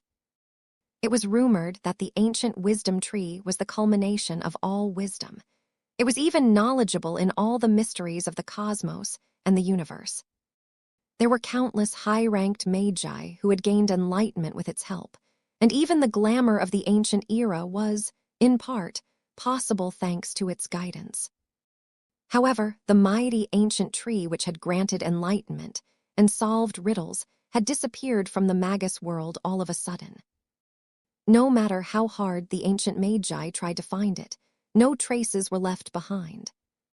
In the following generations, many Magus historians had attributed the fall of the ancient era to the lack of guidance from the wisdom tree, leading to many ancient Magi walking a path ridden with errors. Though Leyland did not really agree with this standpoint, it was true that it was very knowledgeable regarding Magi, the Magus world. The ancient wisdom tree's large eyes flashed with nostalgia. I still remember. 20 or 25 dark ages ago, the Magi were all adorable little children. Oh. There was one called Aiton, and he was pretty good at barbecues. The mighty ancient wisdom tree was like an old man trying to chase after the past, jabbering on and on. Leyland waited silently at the side, while Toadquark was beginning to get annoyed. Old friend, are you moving again? You've only lived here for 87,000 years. I've only taken a nap and you're already moving again. An 87,000-year nap. Leyland was speechless. Yes, my friend, I feel the descent of terror. Even the end of the world can't hinder the spying of such power. The aftermath of the ancient era will continue to cause ripples, involving other worlds. The ancient wisdom tree said something that sounded like a prophecy, causing Leyland to be surprised. However, no matter how he inquired, it would not make a sound. It doesn't finish its words. Ugh. Leyland rolled its eyes inside, but then heard the sounds of the wisdom tree after speaking to the toad. And there's you adorable thing. I can answer one question of yours as a present. Of course, it cannot touch upon the topic from before. Many thanks, mighty enlightener. Leyland was elated. An opportunity to have the wisdom tree solve a riddle was not something any Magus could have even in ancient times. Even a breaking dawn Magus would smash their own head in for such a chance. However, after the moment of ecstasy, he grew perplexed. What should I ask? How to attain immortality? That's too vague. Leyland opened his lips, but eventually did not ask the question. After an intense struggle, Leyland's pupils flashed with soberness. Even if it's truly the ancient wisdom tree, it's only one of the ancient legends. It's probably at rank 8 or 9 as a Magus, and even such a being needs to defend itself. Asking about is pointless. I need to think of something more suitable for myself. Having thought it through, the fog in Leyland's mind finally completely dissipated. Leyland took in a deep breath, clenched his fists, and asked the ancient wisdom tree this question. I would like to know how to break through the bloodline shackles of warlocks. For now, there was nothing more important to him than solving this issue. The ancient wisdom tree raised a root and propped it against its lips, looking extremely similar to a human in thought. You can. The fog disappeared, and Leyland was started awake. He rubbed his forehead that was slightly aching and glanced at the gray slabs on the ground. The fog was dissipating from the surroundings, and buildings were gradually revealing themselves. The lost look in his eyes disappeared and was replaced with confusion. Was that scene real or an illusion? Leyland glanced at his hands. I'm already at Morning Star. Under the scan of my soul force, any illusory spells should have been seen through. Furthermore, Leyland felt his heart beat. The answer from the wisdom tree is still deep in my heart. It's very feasible. Such a situation left Leyland bewildered. Perhaps the path of quandary was a superior illusion, allowing intruders to find answers amidst their perplexment about where they were. This answer might already be deep in the intruder's heart and only made known at this point. Of course, if it can't be found, they would remain lost there. Combined with his former knowledge and experience, Leyland came to a specious conclusion. Inside, however, he felt as if what had just happened was real. With the strength of ancient Magi, it was not impossible to create a scene like that. Another plausible reason would be that through endless flowing from the river of time, many scenarios had converged at this point. In other words, Leyland's mind had passed through the isolation of time and space, reaching one of the spatial fragments in the ancient era, and met the true ancient wisdom tree. I don't care anymore. There are only benefits for me here anyway. If it doesn't make sense, then so be it. When I get enough strength, I might even understand all of this naturally. Leyland thought optimistically. There were no cons whatsoever in coming to the path of quandary. He had even obtained a method to solve the issue of his bloodline shackles. While this was merely a tentative plan, it was still very precious. It might not even compare to all the benefits from Scarlet Crescent. However, since I've gone through the path of quandary, I should be getting some rewards. Leyland touched his chin, watching the large Magus building that had completely revealed itself, as a smile appeared on his face. What had appeared in front of Leyland was a little Western-styled building that was 2 stories high. The window at the balcony was still open, as if the owner had only been gone a short period of time. The brass door handle had a simple yet splendid luster and seemed to have been used regularly. Leyland knew, though, that this building had been abandoned for at least over 10,000 years. It was naturally magic that resulted in this effect, caught Shaw. After gripping the handle and putting some strength into it, the door was easily pushed open, revealing a hall with a giant fireplace. The firewood in there was still crackling and burning, a wave of heat gathering indoors. Besides what's on their bodies, Magi keep their most precious objects only in the bedroom, study room, and laboratory. Leyland scanned the area quickly and immediately gave up on the living room, going up to the 2nd level of the building. He first found the study room. There seemed to have been some spatial spells used here, and upon opening it, what was presented in front of Leyland was an enormous space comparable to a football field. There were large bookshelves that towered at 10 or so meters tall, but everything there was empty, leaving behind only a pile of ash in the compartments. Leyland rummaged through the area quite a few times and had the AI. Chip checked the area repeatedly without giving up, but he eventually resigned himself to the situation and left the study room. I never expected that all the books and research materials would have been taken away. What else would be left? Leyland was slightly dejected, but still searched through room after room. He then found the original owner's bedroom. Unexpectedly, he was easily rewarded with something on the makeup table. A blood-red earring in the shape of a crescent moon lay quietly in an opened jewelry box. After Leyland confirmed it was not a trap, he took it in his hand, and a stream of information was immediately transmitted over. Scarlet earring, high-grade magic equipment. Work of Mephalk. This is presented to my goddess, Janace, my true love. From the opened jewelry box, it seemed that the owner had been preparing to wear the earring, but everything had suddenly come to an abrupt stop. Leyland was confused as he looked through the bedroom, but still did not find anything that looked suspicious. A strange setup. Leyland mumbled to himself, keeping the scarlet earring and adding many seals outside. Even if it was a trap, a piece of high-grade magic equipment was worth the risk. Besides, Leyland was very confident in his judgment and the AI. Chip's scans. While leaving, he consciously took a look at the mirror frame at the makeup table. There was a large oval silver mirror inside, reflecting Leyland's image.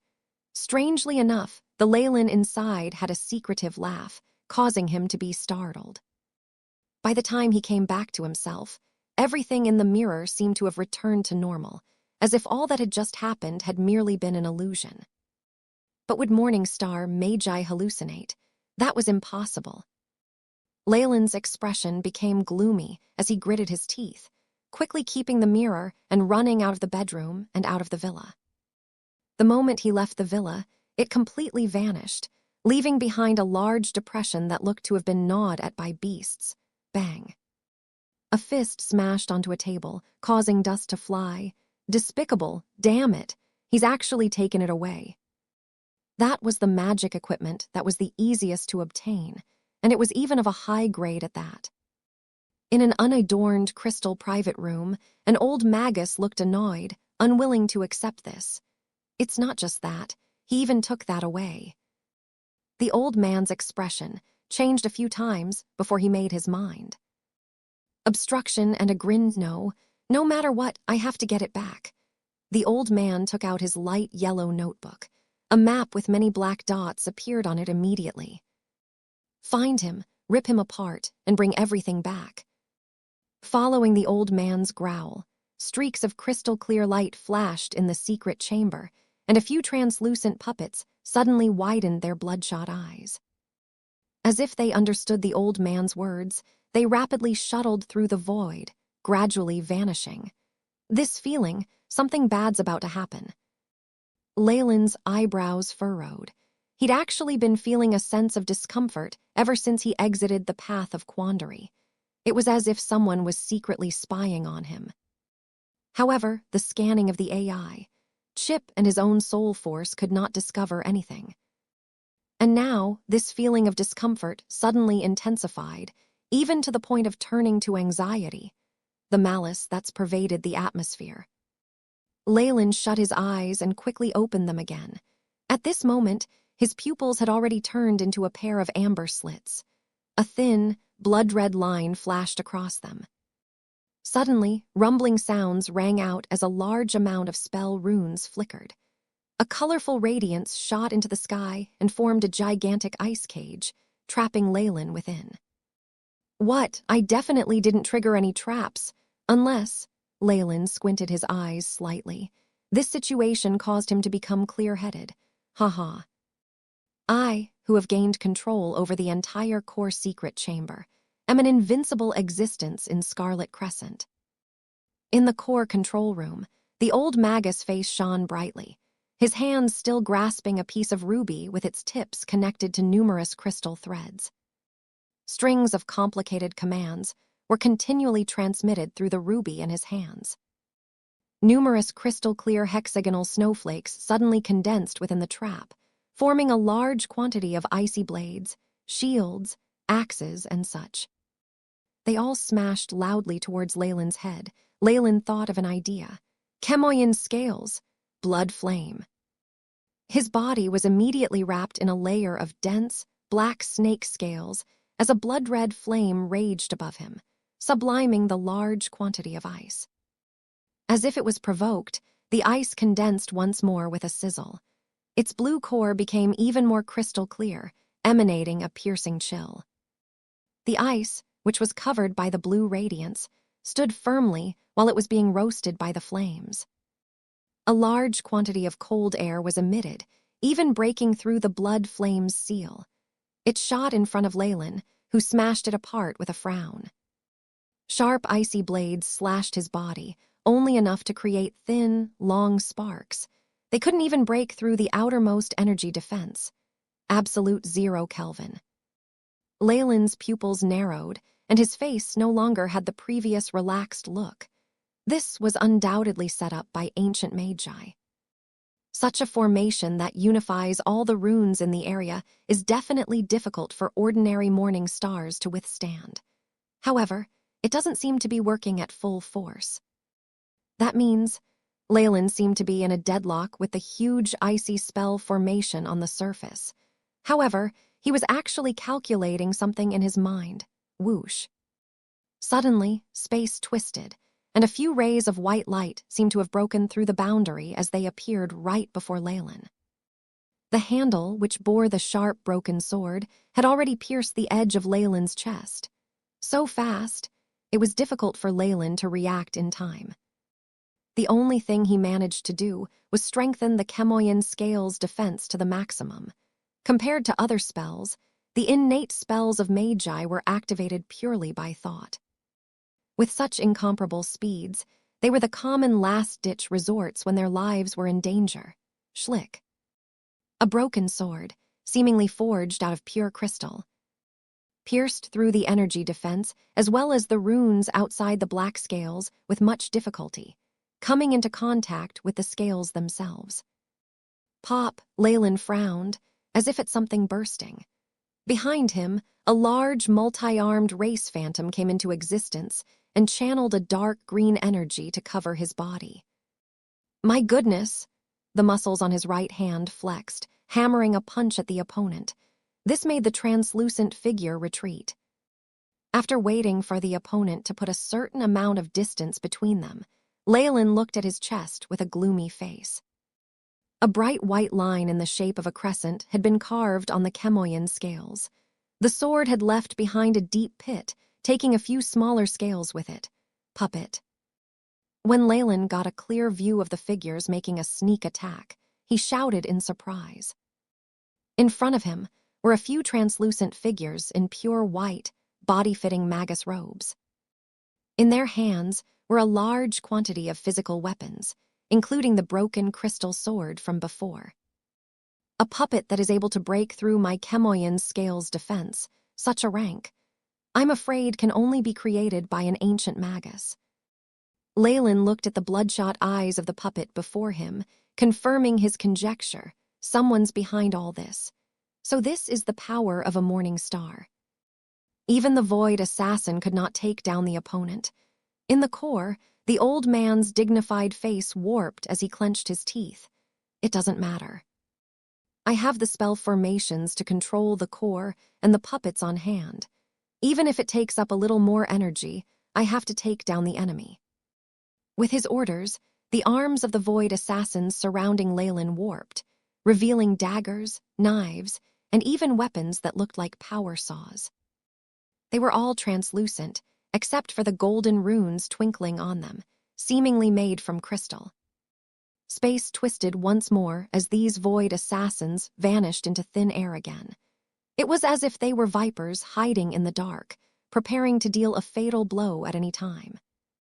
With these enemies around eyeing covetously at their prey, in addition to the pressure of the icy cage above their head, any ordinary morning star would definitely have sustained serious injuries. It's a pity that you met me. A sneer emerged at the corner of Leyland's lips. Wasn't the shadow attribute giant Chemoyan serpent even better at concealing itself in the void?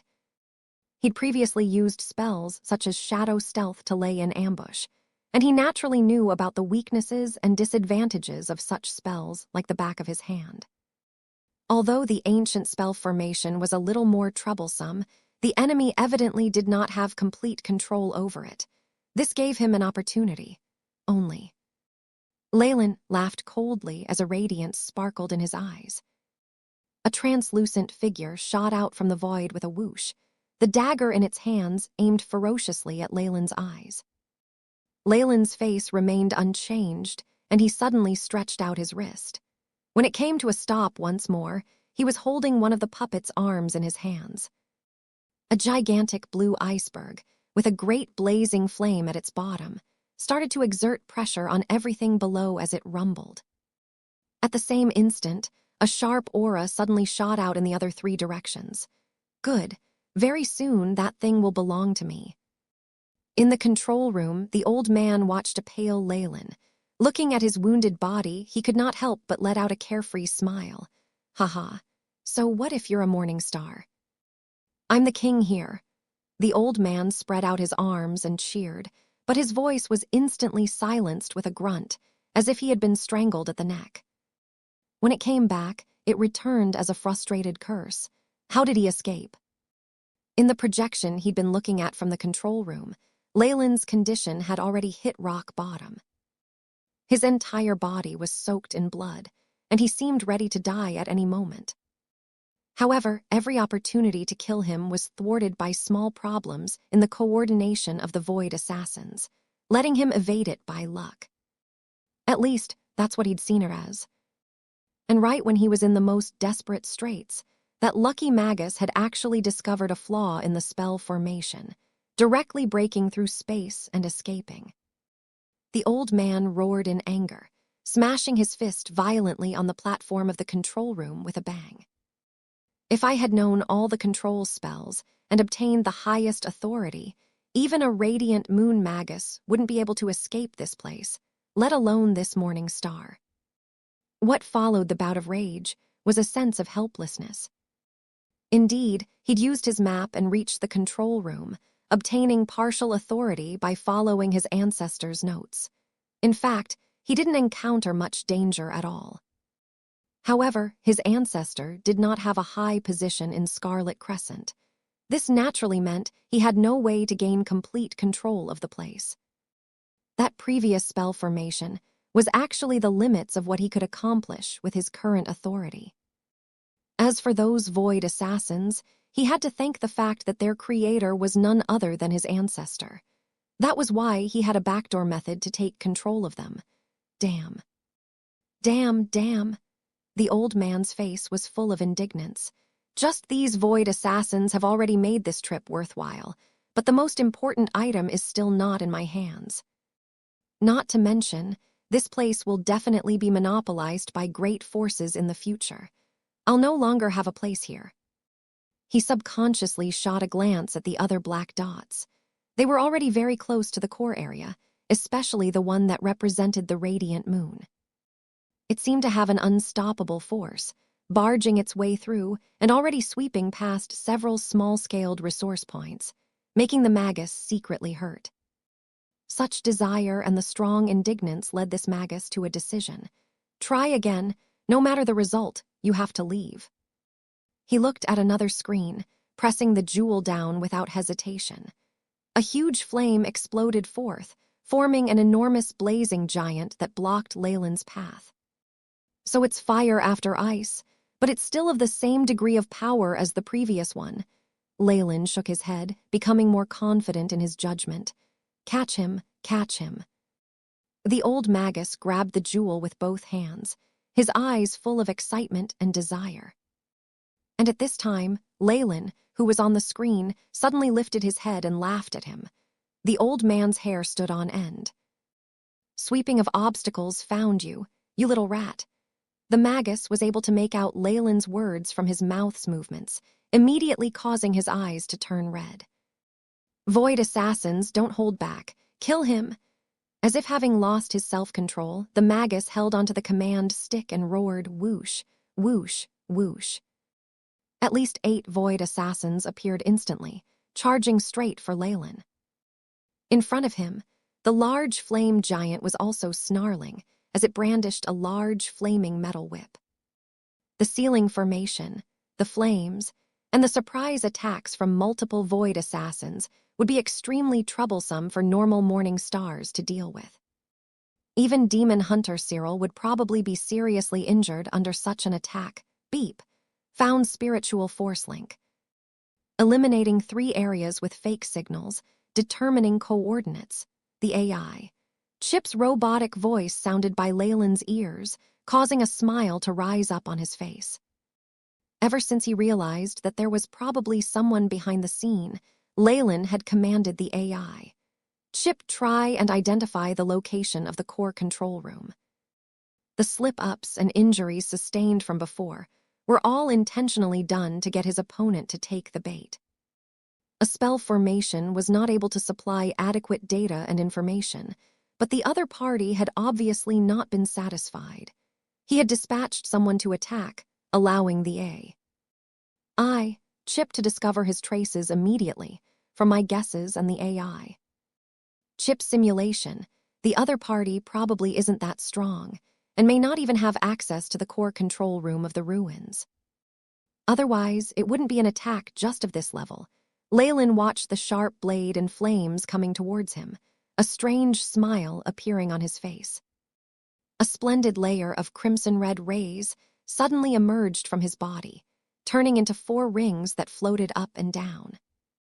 Rank 1 innate spells, Chemoyan Scales, Eyes of Petrification. Rank 2 innate spell, Toxic Bile. Rank 3 innate spell, Intimidating Gaze. Rank 4 innate spell, Bloodline Metamorphosis, combining to form the Morning Star Arcane Art, Chemoyan Serpent Transformation. Rumble. A humongous serpent that measured tens of thousands of meters long suddenly descended on the region. Spell formations fell apart, the earth cracked, and multiple buildings turned to dust. Even the air was beginning to shake. Poe. The flame giant from before, as well as the many bindings and fire elemental spell formations, were swept away by the large snake's body. All the runes were destroyed, and even the spell formations at the base of the buildings flickered out. In front of the giant Chemoyan serpent, the void assassins that were the size of a regular human were like ants. Their sharp swords could not even pierce through the scales, and instead were sent crashing to a random area with a swing of its tail. The arcane art of the ancient morning star warlocks, Chemoyan serpent transformation. This trump card that would allow warlocks to transform into a terrifying ancient beast appeared once more. The giant black snake hissed as it aimed its head in a specific direction, its starry amber eyes the very personification of ridicule. Its body was like a black storm as it crushed the area. Thump, thump, thump. On the way, various little flickers of brilliance could be seen on the giant serpent's body, which then dimmed. Wow, what's going on? Is this a morning star arcane art? He dared, having been locked onto by the aura of an ancient, giant beast.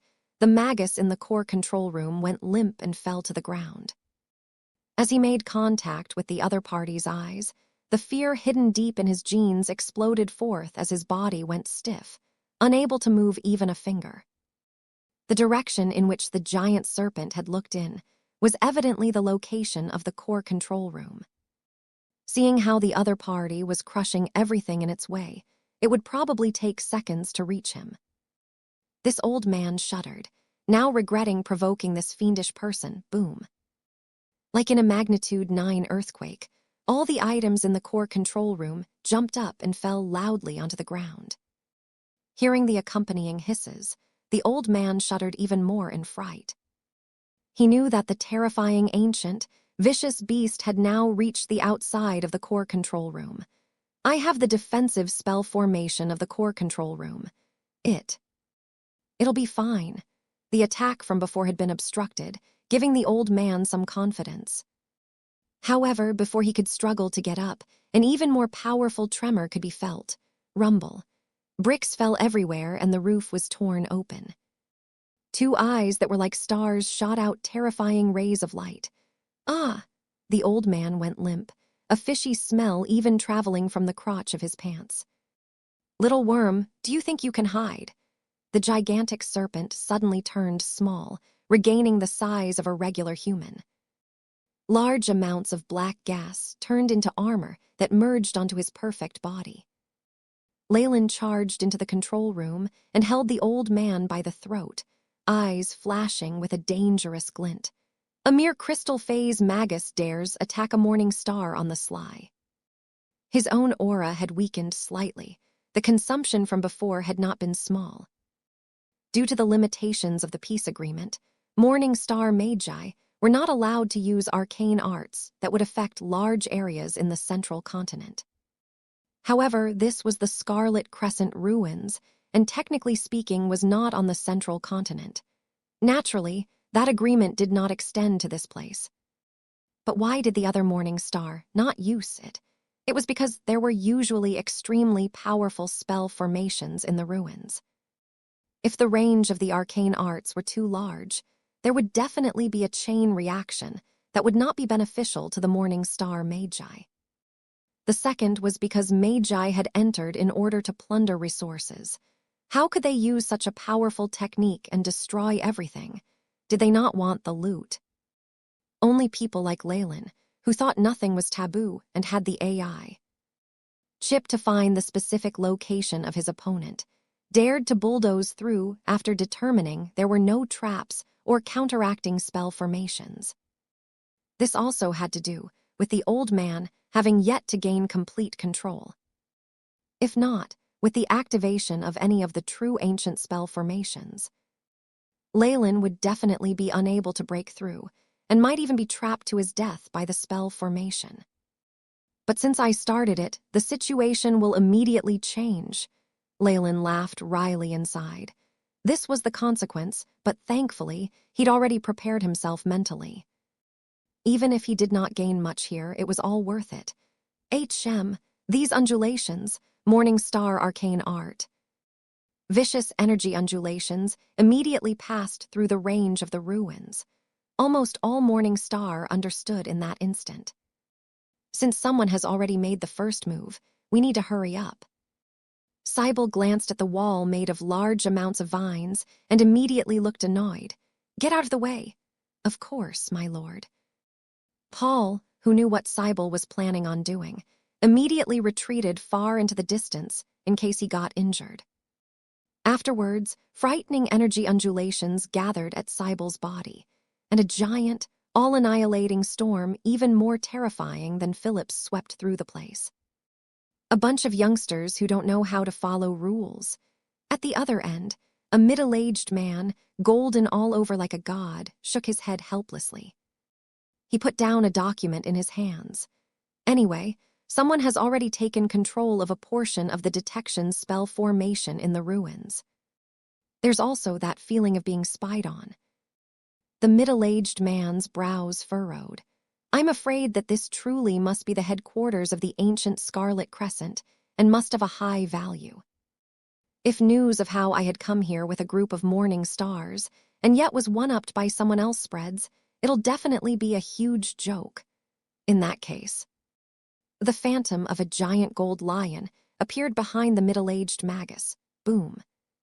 Just the pressure from the aura was enough for the entire building to collapse, the air shattering like iron chains. This feeling, these undulations. It's a great radiant moon Magus. Collins, as well as the other morning star Magi, began to look grim at the other end. The phantom image of a golden lion in the horizon gave them a very bad feeling. It was not just the morning stars of Jupiter's lightning. Even the warlocks of Spirit Circle and Wind Wolf Lair immediately sped up their movements, berserk energy waves emanating from them. When they no longer had reservations, the terrifying destructive ability of Morning Star Magi were showcased completely. As expected, after I made the first move, it caused a chain reaction among the other morning stars. None of them are holding back anymore and charging in this direction. Leyland looked at the notebook that lay wide open. Many buildings had already been broken through by a few black dots, and there were warning sirens everywhere. Gurgle. Gurgle, the old man was almost unconscious. Never did he expect that, in just a short instant, these morning stars would suddenly turn into ancient oppressive beasts. The defensive spell formations, like a mere joke in front of them. At the thought that he had even thought of relying on the spell formations here to deal with them, cold sweat unceasingly dripped from the old man's forehead. Leyland had yet to come up with a way to deal with the descendant of Scarlet Crescent. He had a very soft personality, and just by being threatened, he had immediately handed everything over, which included even the jurisdiction to control the Void Assassins. This saved Leyland some time, and also allowed the old man to escape the gruesome fate of having his soul searched. It was not just this. On the other party's body, Leyland found the inheritance from his ancestor, which was quite a large harvest. From his eyes, Leyland could tell that the old man still seemed to be hiding something. Time was scarce, however, and Leyland could not waste more time to settle it. What are you afraid of? The setup of an ancient Magus won't be that simple. Leyland shot the man a glance and spoke disdainfully. Though his earlier actions might have seemed reckless, the route had already gone through the AI. Chip's meticulous probing and calculations, and he had not triggered any fundamental, large formations. After all, for ancient Magi, Morning Star was the bare minimum level. How could there not be specific countering spell formations? Those Magi would probably soon be in trouble.